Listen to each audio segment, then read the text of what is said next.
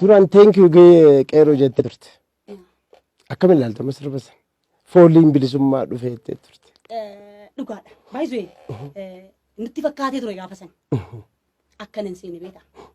Akka dheebotanii laga maddisanii itti Oromoon. Gaafa biyyaan koo kan argatu kunni dhufa jenneen takka yaanneen beennu guyyaa tokkos yaanneen beennu qeerroof qarree haadha ulfaa itti dhabnee Oromoon namoota qaqqaalii kaleessa irraa kaatee hangammaa itti dhabde gaafa biyyaan gorraboo kunni dhufa jennee taasuma yaanne mana Oromoos anis hin yaanne. Akka koottee jechuudha. Garuu deebisee akkana ta'e kanas ta'a jennee yaanne.